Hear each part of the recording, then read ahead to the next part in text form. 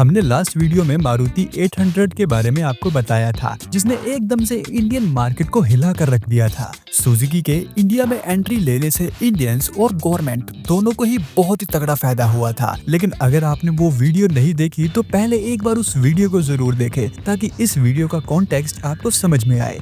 मारुति 800 की massive success के बाद ईयर 2000 में मारुति सुजुकी अपने new model Maruti Suzuki Alto को इंडिया में लॉन्च करती है। ऑल्टो के लॉन्च के साथ ही इंडियंस में इस कार को लेकर बहुत ही तगड़ा क्रेज बन जाता है। अपनी बड़ी बहन मारुति 800 से इंस्पिरेशन लेकर जब यह कार इंडियन मार्केट में लॉन्च हुई तो लॉन्च के साथ ही कस्टमर में इसका क्रेज बहुत ही ज्यादा बन गया। लॉन्चिंग ईयर 2000 से लेकर ईयर 2025 तक यह एक लौती ऐसी कार है जिसके इंडिया में 5 million units all over the India sold हुए थे। मारुति ऑल्टो एक स्ट्रेटेजिक पार्टनरशिप का रिजल्ट था जो एक joint venture of government of India के थ्रू मारुति उद्योग लिमिटेड और Japanese company Suzuki motor limited से बीच हुआ था। सुजुकी मोटर्स ही इंडियन ऑटोमोबाइल सेक्टर में इन्वेस्ट करने वाली पहली कंपनी थी। इस पार्टनरशिप का इनिशियल गोल इंडिया में अफोर्डेबल कार्स को लाना था क्योंकि Japanese company small car making में मास्टर थी और इंडियन मार्केट भी बहुत ही प्राइस सेंसिटिव थी। अपने फर्स्ट लॉन्च के साथ मारुति सुजुकी को एक बहुत ही तगड़ा ब्लो मिलता है,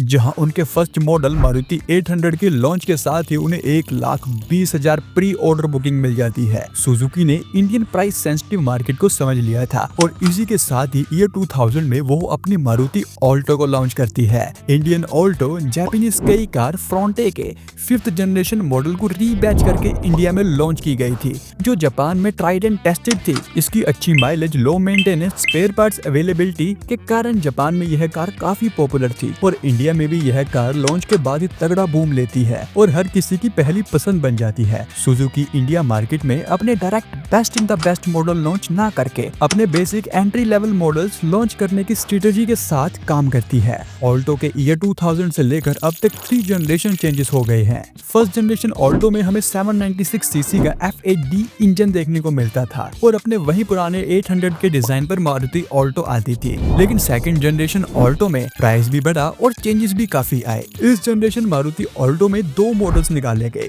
जहां पहला ऑल्टो 800 और दूसरा ऑल्टो K10 था। ऑल्टो 800 पुराने वर्जन को दोबारा से रीडिजाइन करके ही लॉन्च हुआ था, जबकि ऑल्टो K10 पूरा फीचरफुल था और इसका प्राइस भी नॉर्मल ऑल्टो से थोड़ा सा ज्यादा था। और ईयर 2014 में ऑल्टो K10 के साथ पहली बार इंडिया में ऑटोमेटेड मैनुअल ट्रांसमिशन AMT के साथ ऑटो गियर शिफ्टर भी लॉन्च हुए थे, जो एक इंडियन ऑटोमोबाइल सेक्टर में बहुत बड़ी इनोवेशन थी। इस टाइम तक ऑल्टो अपने 2 टाइप्स के कस्टमर को टैप कर रही थी। फर्स्ट टाइप में वो जो अपनी पहली कार फैमिली के लिए लेना चाहते थे लेकिन जिनका बजट थोड़ा सा कम था, जबकि सेकंड टाइप के कस्टमर वो थे जिन्हें कार में अब लेटेस्ट फीचर चाहिए थे। लेकिन फिर आता है ऑल्टो का 3rd जनरेशन। इसमें इंट्रोड्यूस होते हैं ऑल न्यू प्लेटफॉर्म पर बनी ऑल्टो K10, जिसमें सिग्निफिकेंट आर्किटेक्चर चेंजेस हुए, जिस कारण इस कार की कार सेफ्टी पहले के मुकाबले बहुत ही तगड़ी हो गई। यह car 1.0 litre dual jet engine offer करती थी, जिसमें दमदार माइलेज और पावर भी थी। लेकिन कंपनी BS6 इमिशन नॉर्म्स और सेफ्टी रेगुलेशंस के चलते ऑल्टो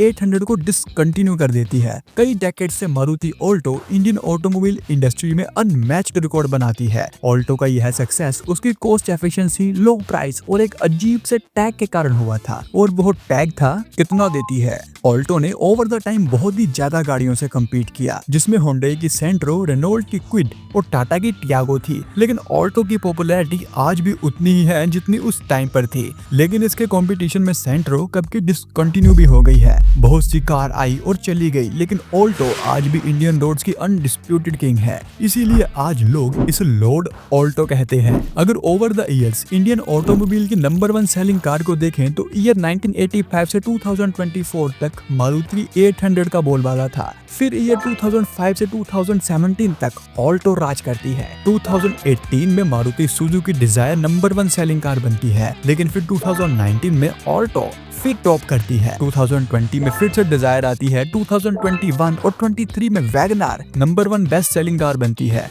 2023 में डिजायर और 2024 में Tata Punch number 1 best selling car बनती है। टाटा पंच पहली ऐसी कार थी जो नंबर 1 सेलिंग लिस्ट में आई, जो out of the Maruti family थी। हिली एरियाज में लोग आज भी ऑल्टो पर इतना ट्रस्ट दिखाते हैं कि उन्हें ऑल्टो के अलावा कोई और कार पसंद ही नहीं आती। जहां बड़ी बड़ी 4x4 गाड़ियां स्ट्रगल करती है, वहां ऑल्टो जैसी गाड़ी आराम से निकल जाती है। शायद यही कारण है कि लोगों के दिलों में आज भी ऑल्टो बसती है। लेकिन अब ऑल्टो में हमें 6 एयरबैग, ABS, EBD देखने को मिलता है, जिस कारण इसका प्राइस पहले के मुकाबले में थोड़ा सा ज्यादा हो गया है। और ये हाई प्राइस व्हीकल अब इंडियंस को टैप नहीं कर पा रहा, और इस कारण ऑल्टो अब इंडियंस की पहली पसंद नहीं रही। जबकि अब इंडियंस मोर ओवर SUVs को पसंद करते हैं। हाल ही में रिसेंट डेटा यह शो करता है कि इंडियन SUVs को इतना पसंद करने लगे हैं कि रोड्स में हर 10 में से 6 कार हमें SUV या कॉम्पैक्ट SUVs देखने को मिल जाती है। अब इंडियंस का SUV को लेकर प्यार इतना क्यों बढ़ा, इसका रीजन क्या था, ये अब हम आपको नेक्स्ट वीडियो में डिटेल से रिसर्च करके बताएंगे। इसलिए बेल आइकन जरूर प्रेस करें ताकि आप तक नोटिफिकेशन पहुंच सके।